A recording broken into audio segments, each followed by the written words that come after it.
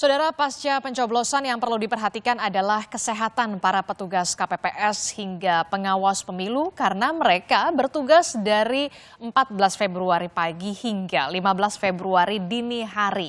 Biar tetap sehat, apa yang kemudian harus dilakukan? Kita bahas bersama dengan Dr. Susanti yang merupakan dokter dari Medical Center Kompas Gramedia. Selamat pagi, Dok. Selamat pagi Mbak Disti. Dokter kelihatan bugar sekali ya, harus sehat ya.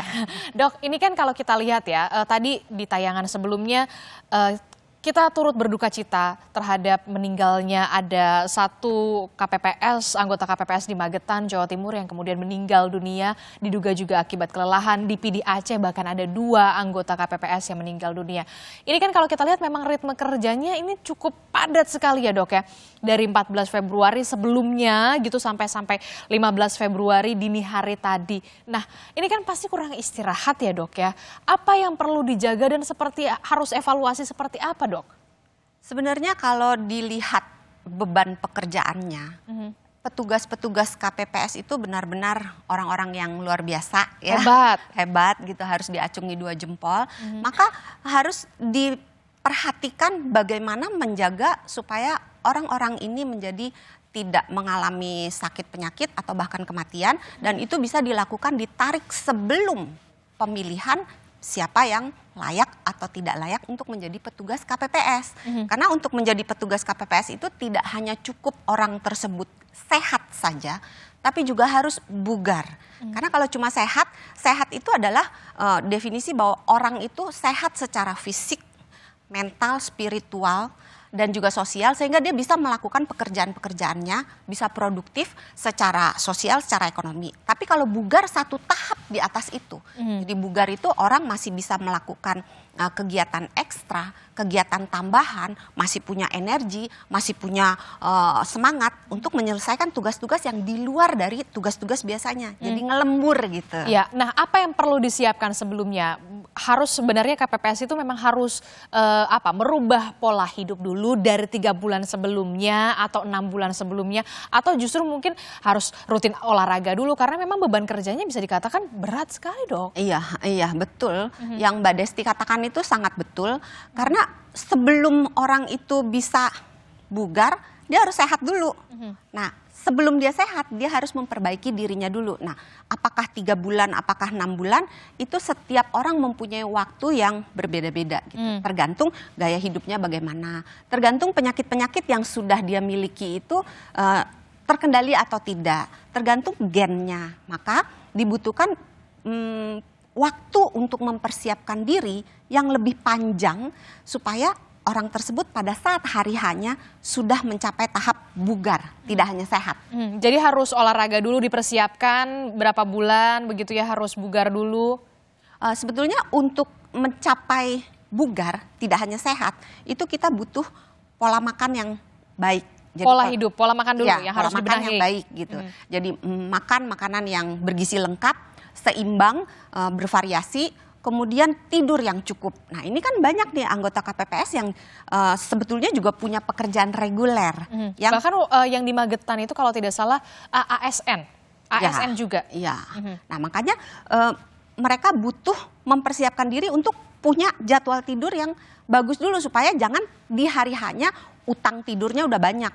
Utang tidur tuh artinya kita semestinya katakan tidur harus 7 jam, dia mungkin tidurnya cuma 5 jam, 6 jam. Nah, itu hutang tidurnya itu harus dibayar dulu supaya di hari hanya tidak berhutang banyak-banyak gitu, hutang tidur. Kemudian yang ketiga harus punya aktivitas fisik dan olahraga yang cukup, dan ini nggak bisa mendadak. Oh ya, minggu depan udah mau jadi petugas KPPS, olahraga gitu, nggak bisa. Itu harus disiapkan. Disiapkan karena untuk membuat si jantung, si paru-paru menjadi sehat, menjadi bugar, itu dibutuhkan waktu.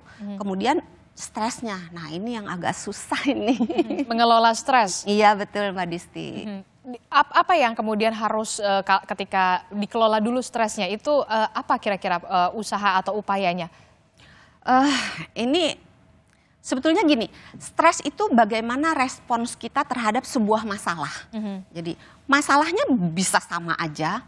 Kalau dalam petugas KPPS mungkin masalahnya ada, oh aku harus mengerjakan pekerjaanku sebaik-baiknya gitu. Nah, bagaimana kita menanggapi stresor yang ada itu berbeda-beda. Ada orang yang katakan udah deadline-nya dia udah senewon. Ada yang santai-santai aja. Nah, itu yang harus kita pelajari untuk mengelola mana cara kita berpikir supaya nggak kebawa stres gitu. Dan itu harus dipelajari, tidak bisa dalam waktu semalam disulap. Itu juga harus dikelola, itu stresnya juga harus dikelola, di manage dengan baik, dipersiapkan baik itu dari tadi yang dokter bilang, dari asupan makanan, kemudian juga olahraga yang teratur, bahkan harus dipersiapkan 3-6 bulan sebelumnya ya dok ya? Iya, selain juga tentunya check up ya. Maksudnya jangan cuman mengandalkan, karena orang yang terlihat sehat, merasa sehat, belum tentu di dalam badannya itu betul-betul sehat. Gitu. Nah ini juga yang menarik perhatian saya adalah pas yang waktu di kasus di Magetan itu sudah menerima surat keterangan sehat dok. Ya. Dan ternyata ketika digali lebih dalam punya riwayat hipertensi. Nah ini yang harus kita perhatikan, bahwa untuk menjadi sehat dan bugar, supaya layak bertugas menjadi tugas KPPS dengan beban pekerjaan yang luar biasa berat, orang itu harus, kan nggak semua orang bebas dari penyakit gitu. Kalau mencari orang yang betul-betul sempurna, nanti nggak ada kita petugas KPPS. Tetapi at least setidaknya penyakit-penyakit yang sudah diderita sebelumnya itu dikendalikan dulu. Jadi kalau dia memang punya hipertensi, maka dicek dulu hipertensinya bagaimana, apakah sudah terkendali. Kalau seandainya belum, dibereskan dulu. Mungkin dosis obatnya disesuaikan, mungkin jenis obatnya ditambah, kemudian mungkin butuh pemeriksaan berkala untuk menentukan apakah penyakit ini sudah terkontrol apa belum. Jadi jangan kebablasan gitu. Dan ini butuh waktu, beberapa bulan sebelum hari H-nya sudah. Berapa bulan dok idealnya? Kalau untuk orang yang normal, nggak ada penyakit apa-apa, itu mungkin sekitar 3 bulan. Tapi kalau 3 bulan? Ya 3 bulan, untuk meningkatkan taraf kesehatan seseorang untuk sampai jadi bugar gitu. Tapi kalau seandainya dia punya penyakit, sebetulnya masanya ini berbeda-beda. Tergantung bagaimana jeroan dalam tubuhnya gitu, organ-organ dalam tubuhnya apakah buruk atau sedang atau baik. Nah itu akan menentukan berapa lama penyakit dia bisa terkendali gitu. Mungkin bisa butuh 3 bulan lebih, mungkin 5 bulan, mungkin 6 bulan dan seterusnya. Itu kan tadi kalau kita lihat, kita melihat ternyata ada riwayat begitu ya. Nah sebaiknya untuk evaluasi juga harus dites kesehatannya seperti apa? Ataukah gula darah, apakah ada diabetes atau tidak, hipertensi, proses lolos tes kesehatannya harus seperti apa sebaiknya begitu, yang basic-basicnya? Sebetulnya gini, kalau kita mau mencapai sekedar kita tahu secara garis besar, itu minimal kita harus tahu berat badan dan tinggi badan untuk menghitung indeks massa tubuh. Ideal atau tidak? Ideal atau tidak, obesitas berat badannya. Atau tidak? Ya betul sekali Mbak Desti. Kemudian setelah kita tahu indeks massa tubuhnya, tentu kita ukur tensinya. Karena hipertensi itu sering kali, sebagian besar pasien hipertensi itu tidak ada gejalanya, tidak merasa sakit dan tidak terlihat sakit. Cek tensinya. Terus cek gula darahnya. Sama seperti hipertensi, gula darah juga tidak menampilkan gejala fisik apapun, hanya beberapa orang mengalami lapar terus, haus terus dan seterusnya, tapi sebagian besar penderita diabetes itu tidak menyadari kalau dirinya diabetes. Jadi tensi, diabetes, kolesterol. Iya, itu minimal yang sebaiknya tidak ditawar. Tapi kalau seandainya dananya cukup, mungkin bisa dengan menambahkan misalnya rekam jantung gitu.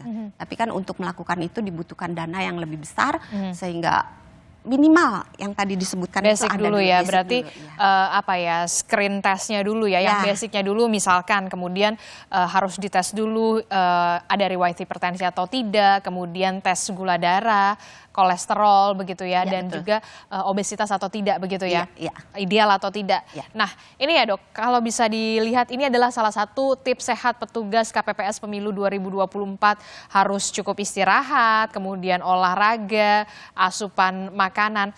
Nah ini juga yang kemudian tadi juga sempat disinggung oleh Dokter Santi adalah mengelola stres. Itulah yang kemudian kadang ya gampang-gampang sulit begitu ya. Tidak hanya KPPS, kita juga sebagai pekerja media juga kita cukup padat juga jadwalnya, apalagi di 14 Februari dan juga 15 Februari ini. Bagaimana untuk bisa mengelola stres, tidak hanya untuk KPPS, juga bagi kita yang kemudian pekerja media juga nanti akan dibahas bersama dengan Dr. Santi. Tetaplah bersama kami di Laporan Khusus Pemilu 2024.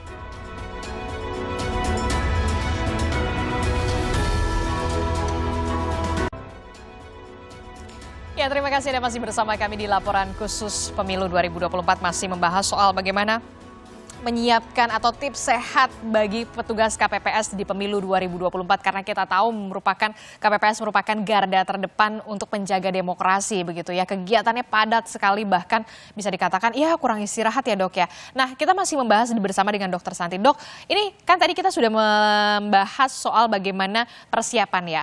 Asupan makanan juga harus dijaga, makan makanan yang bergizi begitu. Kemudian olahraga harus teratur, bahkan harus disiapkan 3 bulan sebelumnya. Kemudian screen testnya juga, tes kesehatan, tes diantaranya tadi dokter bilang tensi, kemudian kolesterol dan juga gula darah begitu. Nah, ini kita membahas soal kategori usia, Dok. Kategori usia mana yang kemudian paling ideal dan juga paling bugar khusus untuk KPPS ini? Karena kegiatannya memang padat sekali ini, Dok. Ini pertanyaan yang susah dijawab, karena kalau saya mengatakan kategori umur yang sekian sampai sekian, nggak akan cukup nanti petugas KPPS. Jadi memang bugar itu tidak berkaitan lurus dengan umur. Karena bisa aja orang berarti tidak berbanding lurus? Tidak. Karena bisa aja orang yang umurnya mungkin 60 tahun, umur sesuai tanggal lahir 60 tahun, tapi organnya umurnya cuma 30-40 tahun. Tapi ada sebaliknya orang yang baru berumur 40 tahun, tapi usia organnya itu udah 65 tahun, 75 tahun gitu. Jadi tampak keluarnya muda secara umur KTP, tapi jantungnya, paru-parunya, pembuluh darahnya itu sudah mirip seperti lansia gitu. Nah, dan itu gaya hidup yang harus diperbaiki. 100 buat Desti. Terus. Ya, karena apa yang kita lakukan dan apa yang tidak kita lakukan selama kita hidup itu akan menentukan berapa usia biologis yang kita miliki, usia organ yang kita miliki. Kalau usia kronologis itu usia yang dihitung berdasarkan kalender gitu, berdasarkan tanggal lahir. Itu kita tidak bisa berbuat apa-apa. Tapi banyak yang bisa kita lakukan untuk mendapatkan usia biologis yang awet muda. Nah, itu PR buat kita semua, nggak cuma petugas KPPS saja, tapi juga buat semua rakyat Indonesia, supaya kita bisa sama-sama yuk punya sumber daya manusia yang fit, yang sehat, yang bugar, sehingga kita bisa maju bersama. Jadi kalau ada istilah ya kan, jiwa diskotik, raga apotik. Waduh.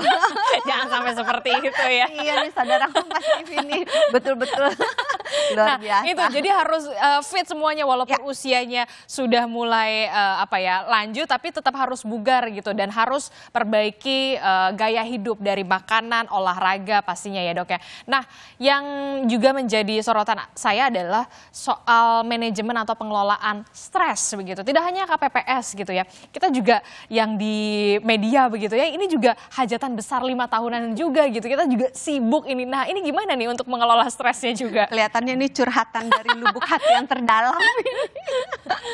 Jadi memang stres itu kalau kita merasa stres, coba direfleksikan. Kenapa kok kita stres gitu loh?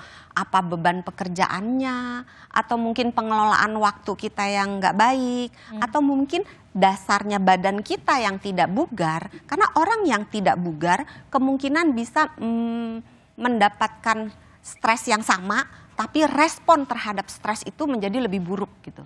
Maka badan yang bugar itu penting kan, mensana in corpore sano. Nah, kalau misalnya tidur itu juga cukup. Tidur yang cukup membantu kita mengelola stresor yang ada sehingga kita nggak stres. Terus bagaimana kita mengelola waktu, itu juga penting. Kadang-kadang banyak sekali stres-stres yang sebenarnya bisa diselesaikan apabila kita mengelola waktu dengan baik, tidak menunda-nunda pekerjaan gitu. Jadi tergantung, cari dulu apa penyebab stresnya, kemudian kita telusuri bagaimana cara menyelesaikan sumber stresnya ini, kemudian lakukan gitu. Oke, dan terakhir Dok, apa yang ingin disampaikan soal bagaimana tips sehat petugas KPPS di pemilu 2024 walaupun memang untuk evaluasi pastinya ya. Jangan sampai kemudian kasus yang tadi sebelumnya kita lihat di Magetan, di PD, kita nggak mau itu terulang lagi pastinya ya. Dan harus ada perbaikan, misalkan kemudian dari KPU menyalurkan vitamin, kemudian apakah harus penting juga ada tim medis di lapangan, di TPS, seperti apa kira-kira yang ingin disampaikan untuk evaluasi ke depannya, jangan sampai kemudian kasus yang di PD dan juga Magetan itu terjadi lagi. Kita tidak ingin itu terjadi lagi. Ya mungkin dipersiapkan mulai dari suguhan makanannya. Karena makanan yang diberikan itu bisa berpengaruh banyak terhadap si petugas KPPS. Terus petugas KPPS-nya harus mengerti badan dia sendiri, harus tahu apa yang terjadi, penyakit apa yang diderita. Karena misalnya gini, orang yang punya diabetes, tentu dia harus membatasi asupan karbohidrat. Nah, sementara kalau di acara-acara gitu, nasi kotak, ya, gitu kan. Terus minumnya gitu kan, banyak yang manis, ya, minuman berkemasan, yang ada gulanya, maka itu harus benar-benar diperhatikan gitu. Jangan bisa diganti jus atau ya kan yang lebih sehat. Tergantung penyakitnya, karena jus itu tidak selalu lebih sehat daripada air mineral berarti ya. Air mineral itu yang penting supaya kita juga tidak dehidrasi. Iya. Nah, terus kalau seandainya punya penyakit, obatnya dibawa. Karena seringkali petugas KPPS itu udah sibuk, udah sibuk, dia lupa tuh. Oh, mesti minum obat hipertensi, obat gula, lalai. Nah ini yang berbahaya karena obat itu nggak bisa dirapel. Kalau memang waktunya minum obat, ya minum. Caranya bagaimana? Ingatkan dengan telepon genggam, pasang alarm misalnya, bawa obatnya. Nah ini yang mungkin perlu mendapat perhatian pada hari H-nya. Nah kalau sebelum hari H-nya, kan kita udah tahu nih besok nih bakalan begadang gitu kan. Mbok nabung tidur. Jadi tidurlah lebih cepat daripada yang biasanya supaya pada hari H-nya kita tidak hutang tidur. Karena kalau kita sudah malam sebelum hari H-nya kita udah kurang tidur ditambah begadang lagi, maka performa kita akan jelek, baik performa fisik maupun performa mental. Karena itu kan repot ya menghitung. Iya, hitung itu harus fokus, konsentrasi. Nah, ketika kita kurang tidur, maka kemampuan untuk fokus, untuk mengingat, untuk bekerja dengan hati-hati itu semuanya menurun. Jadi tidur itu merupakan komponen yang sangat penting, termasuk untuk tata kelola stres, tapi sering diabaikan. Jadi kita harus tetap bisa mengatur tadi mengatur waktu begitu, harus istirahatnya cukup, asupan makanannya juga makanan yang bergizi ya pastinya ya, jangan makanan-makanan yang kemudian berpengawet begitu ya. Itu penting sekali ya supaya kemudian dari petugas KPPS di pemilu 2024 ini bisa menjaga jadi orang garda terdepan yang kemudian mengawasi demokrasi hajatan 5 tahunan ini ya dokter ya. Iya. Kalau ngantuk? Kalau ngantuk ya. Ini banyak yang nanya nih petugas KPPS, Dok kalau saya ngantuk saya boleh minum kopi nggak Dok? Soalnya nggak tahan banget itu dia tuh. Gitu kan. Nah agak susah memberi nasihat untuk kopi atau tidak. Pada dasarnya setiap orang punya kemampuan atau toleransi terhadap kafein yang ada di dalam kopi yang berbeda-beda. Jadi nasihat saya adalah kalau tidak biasa minum kopi, jangan minum kopi. Tapi kalau sudah biasa minum kopi, minumlah sesuai dengan takaran yang sudah biasa. Kopi jangan berlebih-lebihan gitu.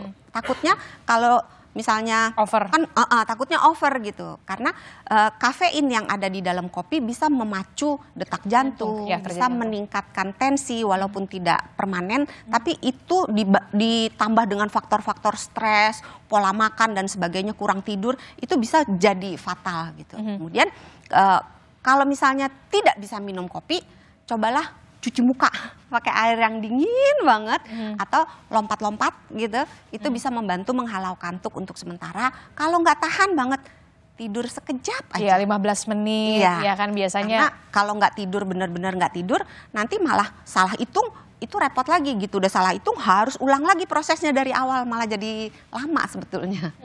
Jadi memang perlu dipersiapkan jika Anda kemudian nanti di 5 tahun ke depan mungkin bercita-cita untuk sebagai petugas KPPS Pemilu 2029 begitu ya, harus benar-benar dipersiapkan dari mulai 3 bulan sebelumnya bahkan ya Dok ya, harus olahraga yang teratur, dipersiapkan agar Anda benar-benar bugar, fit, terutama juga asupan makanan yang bergizi dan juga tes kesehatan yang kemudian betul-betul diawasi betul ya Dok ya, Iya, betul. dari petugas kesehatan Iya, ya dokter ya. Baik, terima kasih Dokter Santi telah bergabung bersama kami di laporan khusus Pemilu 2024. Semoga ini ya hajatan 5 tahunan ini, pesta demokrasi ini berjalan dengan lancar. Ini sudah 15 Februari, kita akan tunggu bagaimana nanti perhitungannya, hasil resminya dari KPU Republik Indonesia. Terima kasih Dokter Santi. Sama-sama, semoga bermanfaat, sehat selalu. Oke, baik, terima kasih. Saudara, informasi penting dan juga menarik lainnya masih akan kami hadirkan di laporan khusus Pemilu 2024. Jadi jangan kemana-mana, tetaplah bersama kami di Kompas TV.